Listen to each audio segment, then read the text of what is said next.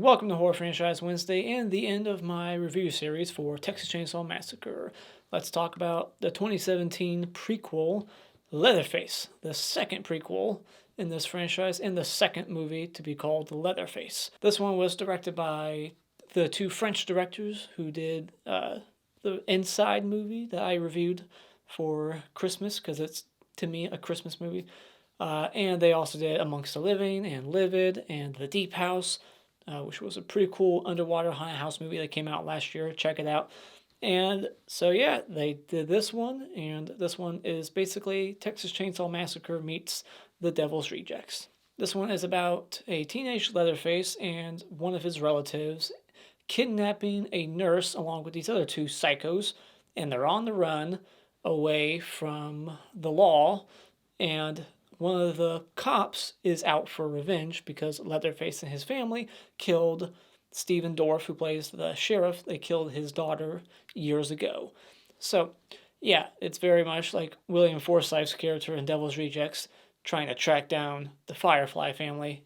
We got Stephen Dorff out for revenge, trying to track down the Sawyer family and get rid of them because of, personal reasons. And what I like about this movie is that it does try something different, because when you watch these movies back to back, you're kind of sick of the same old thing again and again. Like, I didn't want to see another crazy family putting some woman at a table and, having the same Sally thing happen again. Like, they did that like 4 movies in a row. The remake kind of changed it a bit. They kind of redid it in the prequel to the remake again. Texas Chainsaw 3D tried something different but failed with the whole, do your thing, cuz thing. This one really tries something different. It's not even remotely like a Texas Chainsaw Massacre movie until you get to like the third act and the opening. But everything in the middle is a completely different movie, and I like that. I thought the cinematography was really good. I like the look of the movie, the colors, and the opening, although a bit silly, was pretty good. It's got a really gory chainsaw kill, and there's a lot of good gore in the movie too. It's not the goriest. They do shy away from it in a couple of moments, but there's some really good practical effects in this movie. And I'm trying to think if K&B does it. I don't think they do. But yeah, you got some good gore. You got a fun, silly opening with Leatherface getting a chainsaw for his birthday, and it's very quickly paced. It's only like 80 minutes long. It moves really quickly.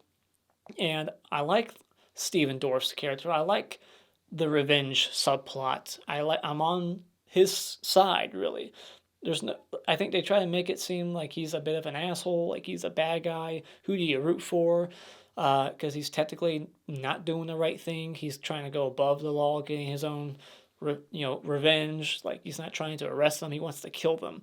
But I'm on his side 100%. Like, I want him to kill Leatherface and his whole family because they fucking deserve to get killed. But it's a prequel, so that's not going to happen. And they do a good job recreating the house just like Texas Chainsaw 3D. You go inside the house towards the end, and they have the set design be very similar to the original with the use of skeletons, bones, and feathers and shit. Like, it looks good. It looks like you're back in the house from the original film. And I do like the two psychos that basically kidnap Leatherface and his brother and the nurse. Like, they're the best parts. When it comes to the main characters, I think they're terrific. The acting from them and just their craziness works for me. I like them. Getting into what I don't like about the movie, first little nitpick is I just couldn't help but notice that there's like 4 times in the movie where somebody sneaks up on someone in the woods without making a single noise. They do the old camera is looking this way and then it pans back to what's behind them, and it's like they snuck up on them. I think the big guy sneaks up on one of the characters. Like, bullshit. Like, these people are like sneaking around the forest without stepping on a single leaf. Nothing making a noise, like they're just fucking ninjas. It's ridiculous. But one major issue I have with this movie is the main protagonist, and really the only protagonist in the film. The only good person, really, is the nurse. And I don't give a shit about her because she's underdeveloped, and her decision making is pretty dumb. People want to complain about the new one that just came out. There's hardly any bad decisions in that film, sorry. But in this one, like, there's so many opportunities where she could have escaped. There's one moment where she does, like, leave finally. And at some point, she just stops running and just stands there for like 30 seconds and then turns around and then someone's right behind them. Like I was just saying, they sneak up on people without making a single noise. Like, really? It's impossible. But it's like this character is dumb and underdeveloped, and I don't care about her, and that hurts the film. And this movie's twist, for me, was predictable. I like that they're trying to go for like this, who's going to be Leatherface? Is it going to be this brother or this brother? Because for some reason they change their names when they get locked up at this asylum for young people. It's like a mystery, but it's so obvious to me. I also thought it was a missed opportunity to not have Chop Top, not bring back Bill Moseley because it's a prequel, so he would, you would need someone younger, but still no Chop Top. Where is he? Is he in Vietnam? I forget what year it takes place in. 65, I think. Yeah, 65. Were we in Vietnam in 65? Were we? I don't know. But I think Chop Top was in Vietnam. That's his backstory, right? So that's how he got that plate in his head, but no Chop Top. And then when we see the other characters, Nubbins and what's his face, the cook, like, you barely see them in the movie. They have barely any dialogue, and when they do talk and you do see them, they don't really seem like the same characters from the original. So that just kind of bugged me. And then Lili Taylor, who's playing Leatherface's mom, I guess, she is just not a good actress in this. I think she gets a little too hammy. I just don't believe her performance. Like, she should have died by the end of this movie to explain her absence in the original film. I think what could have helped this film is adding more hostages, add another nurse so that she can have someone good to bounce off of, some other character to talk to that's not a psychopath. They try to build some romance between, like, she's trying to get on Leatherface's good side, and Leatherface seems like he has a thing for her, but I'm just not into it. It doesn't work. Like, she needed somebody else kidnapped with her, add an extra couple of bodies. I don't know, somehow. But yeah, and then, like, this movie doesn't really do a good job connecting to the original. Like I said, like, what about Lili Taylor's character? Where was she in part one? I feel like this movie should have really connected to the original much better. Maybe have it take place the year, like, before the original. Like, it doesn't really do a good job exploring these Sawyers. Like, they don't spend enough time with the other characters. It's just Leatherface and this nurse with these other two psychos that aren't related to the Sawyers at all, and they should have focused more on the family. So final thoughts, this is a crazy wild prequel that sometimes tries a little too hard to be nuts, but still succeeds on a technical level, cinematography, a lot of the performances, but it fails on story and characters for me. It's brutal and nasty, but it just needed a stronger script and a much better lead protagonist. So when it comes to Leatherface, I'll give this one 3 out of 5 stars. So, spoiler discussion in the opening is 1955, and Leatherface gets a chainsaw for his birthday, which I thought was a little silly, and we see Grandpa with his hammer, and he kills the thief with it.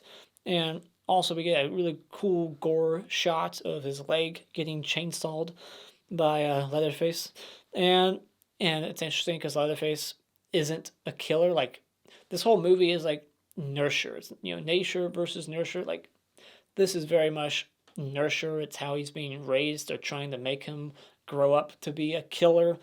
They're giving him the chainsaw, and he's like, I don't want to do it. And then they, like, push him, and he accidentally saws the guy's leg. But then by the end of the movie, of course, he turns into the killer that we know and love in the original.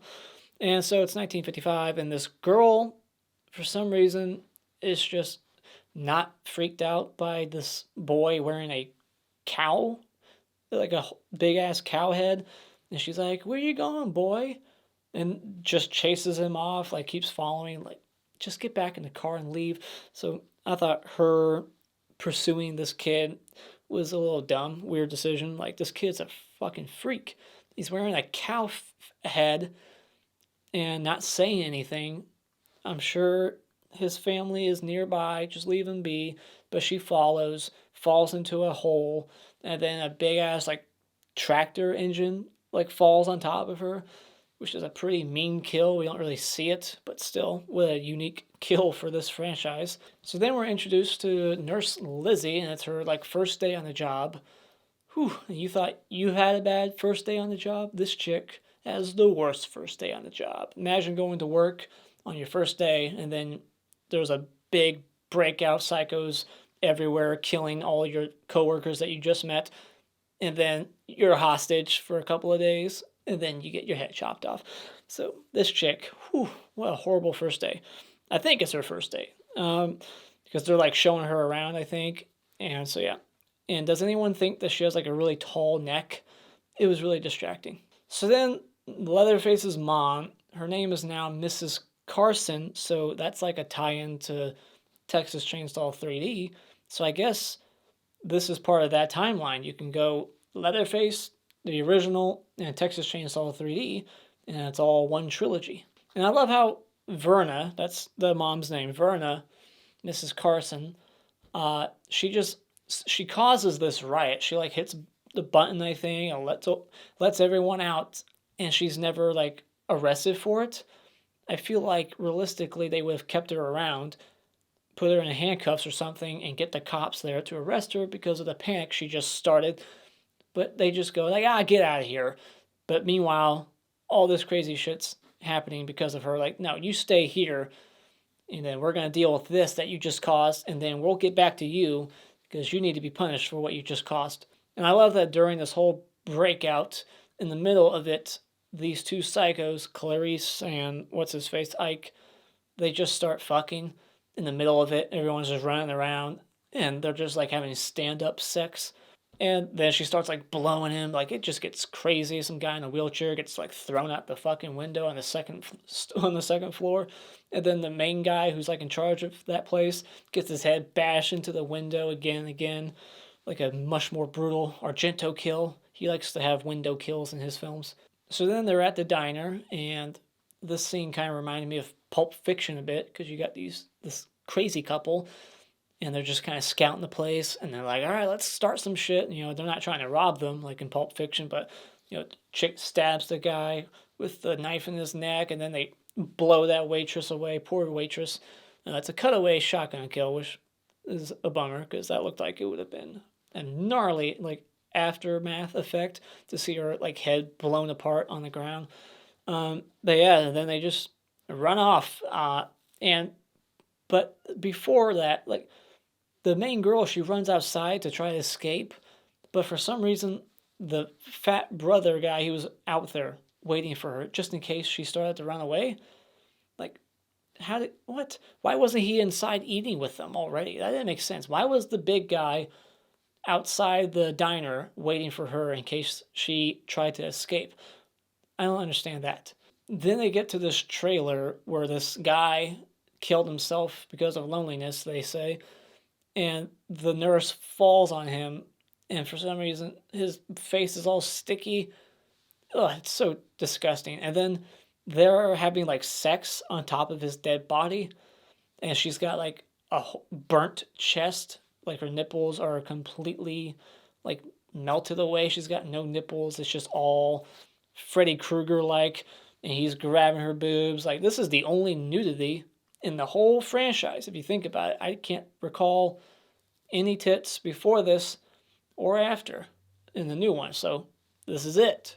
Burnt titties, and that's all we get from this franchise. So then it's nighttime, and the big guy is on watch, and she tries to make a run for it. She runs for like 30 seconds, and then she just stops and stands there looking not behind her ever, just keeps looking straight, taking a breather. It's like, no, you keep going. It doesn't make any sense why she stopped for as long as she did. She's a moron. Now I want her dead. And then, you know, she turns around. Oh, there's Ike or Zach. I feel like they call him Zach once and then Ike again. But whatever his name is, Ike is there. He calls the other guy who you're supposed to think is Leatherface, but he's not.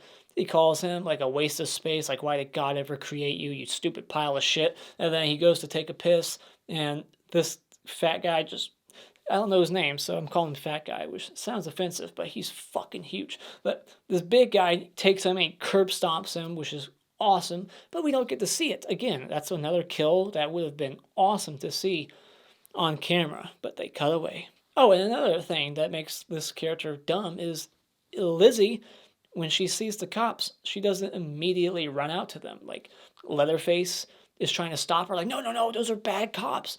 It's like, I would still keep going. It's like, yeah, bad to you because you're a criminal. You hate cops because you're bad. It's like, I would go. Like, and then she sees, Clarice or whatever her name is, get shot by Stephen Dorff, so that's what makes her like not want to run out to those cops. But it's like before that, she would have ran straight to them, no hesitation at all. Like, fuck what you have to say, Leatherface. I get you don't like them, but they're gonna help me. I'm a fucking nurse. I'm a good person. They're not gonna shoot me. Then they all three hide inside of a dead animal. I think it was like a cow. I don't think there's any way all three of them, especially because of how big the third guy is, I don't think all three of them would fit. And there's no fucking way you'd get me to go in there to hide from those cops. I'd rather get shot in the face than hide inside of a dead animal. So then Lizzie sees another cop and is like, fuck it, I'm going to do what I didn't do last time. I'm going to go get this cop's attention. And that cop shoots and kills Bud, which pisses off Jed, Leatherface, and Jed starts bashing that cop's head in. And then Stephen Dorff is chasing them in the cop car and then shoots Leatherface right in his through the side of his face somehow. The bullet like grazes him and like fucks up his face. So now we get like an explanation about why he's wearing people's faces in the original. Again, just like the remake. Did we really need an explanation about why? Not really, but now we got one. And then you find out that the one cop who you thought you could trust, who you thought was a normal person in this movie besides Lizzie, he's not a good person either. Everyone's just fucking terrible. Like, he's feeding information to the Sawyers for money, and then they betray him, of course, because they're the Sawyers. They're not to be trusted. And they feed this pig to their pigs. So then Nubbins and Drayton, who act nothing like Nubbins or Drayton from the original, and this is only like, 8 years or so before the original, so it's like, would they really be so different? They are, for some reason, wearing like sacks over their heads. Why?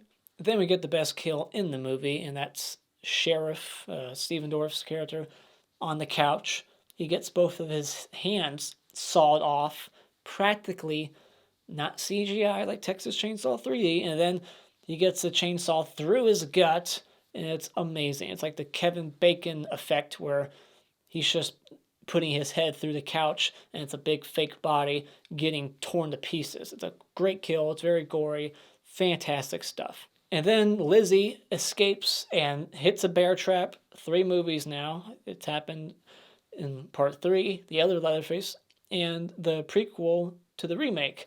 So bear traps are a big part of this franchise. But then she's trying to talk Leatherface out of killing her, trying to bring him back to sanity. Like, no, it's your mom, the way she raised you. You're not a bad person. It's a moment that you see in a lot of movies, and then it doesn't go the way she wishes. He's like, no, fuck you. I'm on my mom's side, and then chops her head off rather quickly. I'm not sure if that's possible. Like, hit her like a machete, just chopped her head off. Wouldn't it be like slower going through her head? Like, he just poof, head goes flying off. But that's the other ending. There's a different ending that they shot where she doesn't go outside. She goes upstairs, bumps into Grandpa, and then Grandpa ends up like hammering her.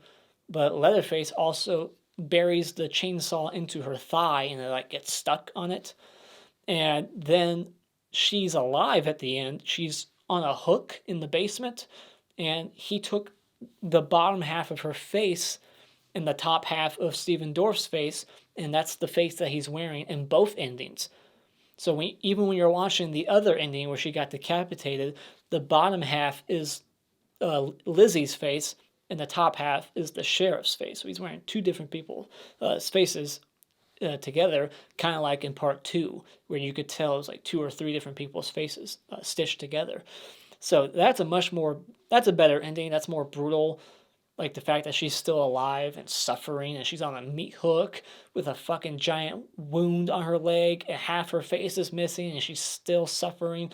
And then the way that one ends also is he puts the chainsaw between her legs, kind of like an homage to part 2.